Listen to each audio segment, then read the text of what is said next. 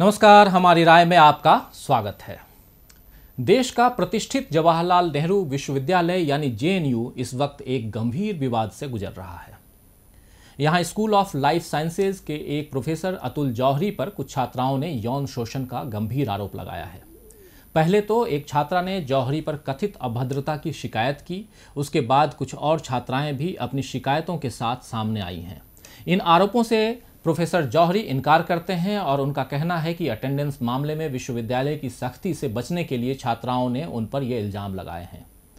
इस प्रकरण में सच का पता निष्पक्ष जांच के बाद ही सामने आ सकता है, लेकिन फिलहाल जो स्थिति है उससे यही लग रहा है कि जेएनयू प्रशासन जांच और कार्रवाई की इच्छा ही नहीं रखता है। कोई भी संस्थान हो, अगर वहां यौन उत्पीड़न जैसी गंभीर शिकायत कोई महिला करती है तो न्याय का पहला तकाजा यही है कि आरोपी को जांच पूरी होने तक वहां से दूर किया जाए, ताकि वो अपने प्रभाव या ताकत का इस्तेमाल शिकायतकर्ताओं पर न कर सके। लेकिन जेएनयू प्रशासन ने प्रोफेसर जौहरी के खिलाफ इस वक्त तक कोई कदम नहीं उठाया है। इस मामले में दिल्ली पुलिस में एफआईआर भी दर्ज कराई गई है, लेकिन उसने भी कोई कार्रवाई अब तक नहीं की है। जितनी तत्परता आपको याद होगा कि कन्हैया कुमार को गिरफ्तार करने में किया गया था, वही तत्परता छात्राओं को न्याय दिलाने में अगर दिखाई जाती तो शायद अच्छा होता। इधर जेएनयू के एक दूसरे प्रोफेसर जिनका नाम कदम है, उन्होंने 17 छात्रों के खिलाफ एफआईआर दर्ज करवाई है कि छात्रों ने प्रदर्शन के दौरान उनसे दुर्व्यवहार किया।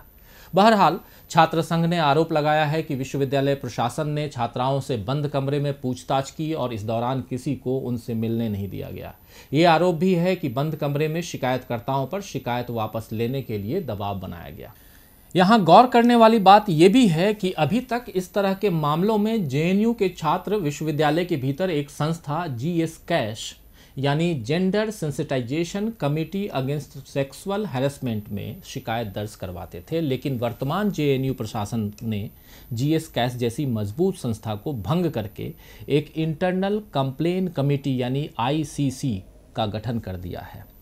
इसके सभी सदस्य प्रशासन द्वारा चुने होते हैं, जबकि जीएस कैश के सदस्य जो हैं वो मनोनीत और निर्वाचित दोनों होते थे और इसमें जेएनयू के छात्रों, शिक्षकों के साथ साथ कर्मचारियों और अधिकारियों के लिए उनके प्रतिनिधि भी होते थे।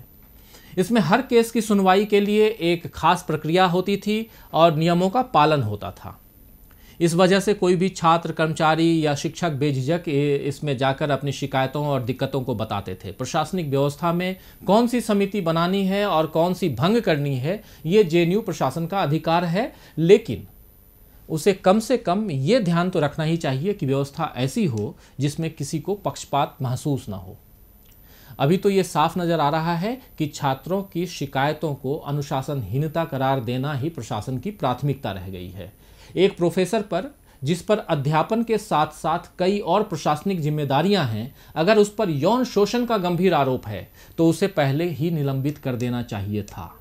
प्रोफेसर अतुल जौहरी को प्रशासन के करीब माना जाता है। अटेंडेंस मामले में उन्होंने खुलकर जेएनयू प्रशासन के फैसले का पक्ष लिया था। ऐसे में ये संदेह होना स्वाभाविक है कि प्रशासन उन्हें बचाने की कोशिश कर रहा है। इस मामले में भाजपा बनाम वामपंथ की राजनीति में घसीटने की कोशिश भी इस पूरे मामले को की जा रही है, जो दर्शाता है कि कैसे एक बेहतरीन शैक्षणिक संस्थान जेएनयू जो है उसको धीरे धीरे बदनाम किया जा रहा है। जेएनयू के इस गंभीर मसले का हल अभी निकला नहीं है कि जामिया मिलिया इस्लामिया के छात्राओं ने अपनी मांगों के लिए आवाज़ उठाई है। यहाँ की छात्राएं अपने छात्रावासों के बाहर निकलने के समय और खाने की खराब क्वालिटी के खिलाफ प्रदर्शन कर रही हैं। छात्राओं की मांग है कि लड़कों की तर्ज पर लड़कियों को भी रात को छात्रावास से बाहर निकलने की आज़ादी होनी चाहिए। यहाँ की लड़कियों के हॉस्टल के गेट रात को 8 बजे बंद कर दिया जाता है, जिसके कारण कैंपस में लैब, सेमिनार आदि में छात्राएँ भाग नहीं ले पाती हैं, क्योंकि हॉस्टल से देर शाम लेट होने पर आवेदन लिखवाने के साथ अभिभावकों को इसकी जानकारी दी जाती है कि आपकी लड़की बाहर गई थी। छात्राओं का कहना है कि हम विश्वविद्यालय में पढ़ने के लिए आए हैं, इस पर भी अगर पाबंदियां लगा दी जाएं तो यह सरासर गलत है। तो देश की राजधानी दिल्ली अभी कुछ दिनों से एसएससी पेपर लीक मामले में भी हज़ारों छात्रों का विरोध प्रदर्शन देख रही है। दूसरा, हम लोग देख रहे हैं कि जेएनयू में क्या चल रहा है, जामिया मिलिया इस्लामिया में क्या चल रहा है, और एसएससी में अन्ना हजारे से लेकर राहुल गांधी तक छात्रों के बीच पहुंच गए। वो गए वहाँ, उन लोगों से बात की। इन सब के बावजूद मोदी सरकार अब भी न एसएससी के छात्रों की नाराज़गी को दूर करने में कोई खास दिलचस्पी दिखा रही है, न ही जेएनयू के छात्रों की और न ही जामिया मिलिया इस्लामिया के छात्राओं की। और दिल्ली की कहानी तो ये है, लेकिन इधर आज यानी मंगलवार की सुबह देश की आर्थिक राजधानी मुंबई में कई ट्रेनें हजारों छात्रों के प्रदर्शन के कारण थम गईं। लाखों यात्री फंस गए और 4-5 घंटे बाद छात्रों को पटरियों से हटाया जा सका।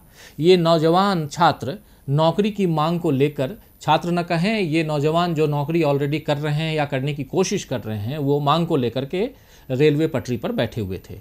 दरअसल रेलवे में अप्रेंटिस के छात्र पक्की नौकरी को लेकर प्रदर्शन करने को मजबूर हो गए। रेलवे ने 20% सीटें अप्रेंटिस कर चुके छात्रों के लिए आरक्षित की हैं, जबकि छात्रों की मांग है कि इस 20% की सीमा को हटाया जाए।